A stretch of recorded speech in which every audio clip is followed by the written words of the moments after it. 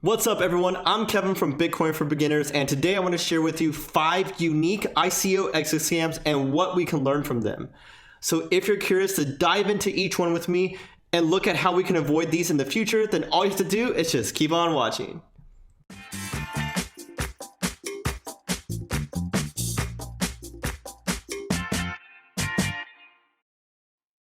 So welcome to Bitcoin for Beginners. We are all about educational and informative content with no frills nor fluff. While you're watching this video, you can support us if you find it helpful or interesting at all by smashing the like button and subscribing down below to catch our future crypto content. All right, let's get started. Okay, so quick note about ICO exit scams in general. Last time we did one of these videos, we looked at just the biggest crypto scams like BitConnect and so forth. But this time we want to take a look at a smaller subset, and that's ICO exit scams specifically. So what do I mean by that? That is when founders shut down the project and run away with the investors' money. There are hundreds of examples of this because this is a super popular method for scammers to use. Let's just take a look at 5 of them and see what we can learn from each one. First is Confido. This was led by a Dutch CEO. His name is Joost. And basically the project was building an escrow service for crypto payments to make it easier to transact in crypto. This seemed like a really good idea. I mean, there were other projects building this, but this was a much needed solution for the space. The team was super responsive and helpful on social media, answering people's questions on Telegram shortly after you asked them. One thing though is that they had brand new LinkedIns. And so that means that they didn't have a lot of public history out there online. But their excuse was that in their country, in their culture, it's not that important to have a LinkedIn, unlike in America, for example. In terms of the ICO, it had a limited whitelist and a very tiny hard cap compared to all the other companies trying to raise like tens or hundreds of millions even. This means it got a lot of investor interest because of the high upside. Think about it, if the hard cap is low, then it has a lot of room to grow. Hence, the ICO sold out quickly, and shortly after it was available for trading on KuCoin and IDEX. FOMO occurred as you may have imagined, and the price rocketed 20x from the ICO price. After the price peaked, the CEO announced that there was a legal issue preventing them from continuing the project. It was pretty vague and he wouldn't really say much more. And the price tanked afterwards, as you can imagine.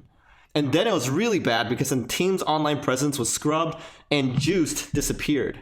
It turns out that after some Reddit detectives dug into it, that the LinkedIn names and pictures turned out to be stolen from some other people, like a college student in the Netherlands or something like that. Even more weirdly is that a law firm came out a few days or weeks later saying that Joost or the CEO contacted them and said that he's very sorry for the whole thing. He had to disappear because of threats or so forth, and that they would return the raised funds at the original ICO price. But of course, this doesn't help people who bought it near the top and then the price tanked, making their investment almost zero.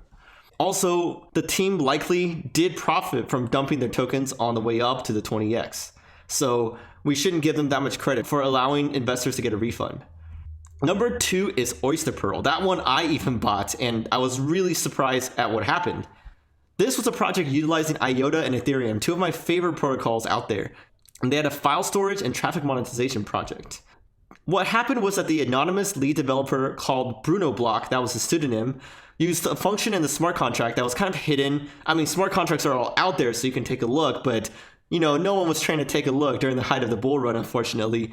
It was right there and he used it to print more tokens for himself. He sent them to KuCoin and dumped them for other coins and withdrew. It was like hundreds of thousands, if not millions. And it's interesting because he did this right before KuCoin was about to add mandatory know your customer procedures. So afterwards, he probably wouldn't have able to because then police can track him down much more easily. The price tanked afterwards and trading was paused on KuCoin and other exchanges. The rest of the team wasn't apparently involved in this because they were taken by surprise and they actually forked the project into Opacity, OPQ, and gave people a one-to-one conversion. But even more interesting is that Bruno came out on Reddit much later to defend himself, saying that the team was trying to turn Pearl into a greater fool Ponzi, so he dumped the coin so that the team couldn't do so themselves and fool the whole community. I don't know if I really buy that because either way the community is getting super harmed. But he did say that he would continue to build and develop on Pearl by himself, like open source type of project.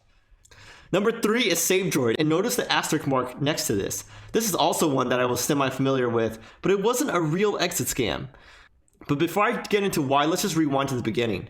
Their ICO looked super legit. They're from Germany, a public team with a long history. Founders showed up in public on YouTube and so forth. Solid white paper, no real red flags. After the ICO though, every investor's biggest nightmare happened. The CEO put out a Twitter post with himself at the beach with a beer saying, "Thanks for your money, I'm gone." And the website changed to the meme, it's the picture on the right, and it's gone. People, of course, went into panic mode on Reddit, on Twitter, everyone trying to look into what happened, visiting their offices, making YouTube videos about it, and even people saying that they knew the CEO in person, they can't believe this happened. Turns out it was a practical joke for PR purposes, to teach investors a lesson about how easy it is to pull off an exit scam, and they vowed to do their part in preventing exit scams in the future.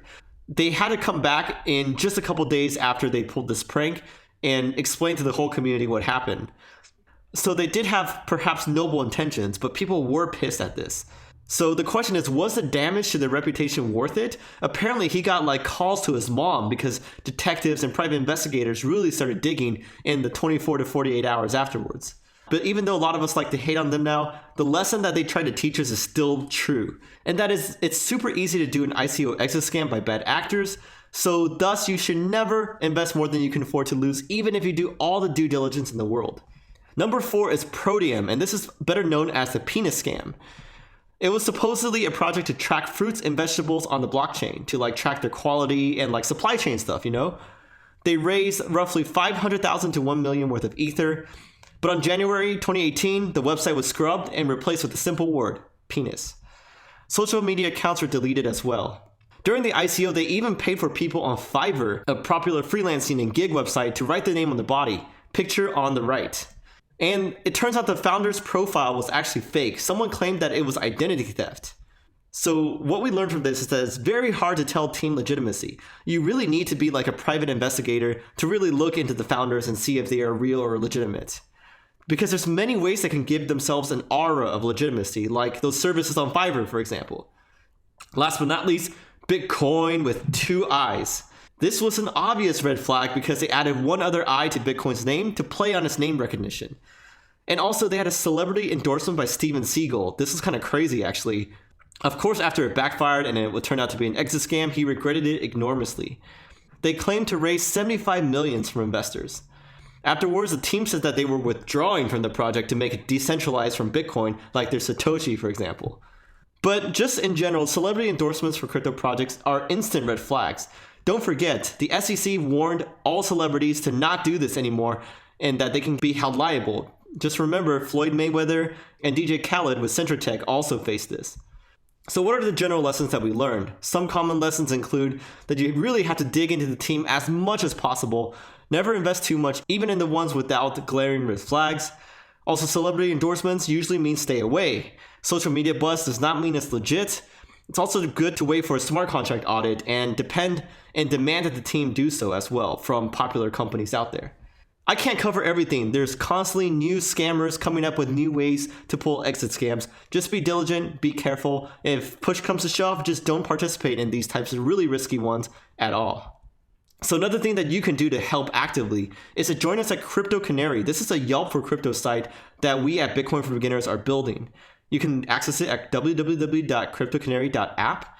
And it's basically community reviews, right? So anyone can participate, add your research, add your warnings, add your thoughts. If you come across any project, you're like, hey, this is shady. I need to tell people about it. I need to warn them. But if I just post on Twitter or if I just post on Reddit, it's going to get buried down. No one's going to see it. This is what Crypto Canary solves. So you can add a project if you come across a shady one, help those noobs out there fall for scams, and together we can work together to share our knowledge and warn people before they fall for scams, really clean up the space and get to mass adoption. This is Kevin, thanks for watching. As once again, if you like this video, please give us a like, subscribe, hit that notification bell, and I'll catch you guys next time.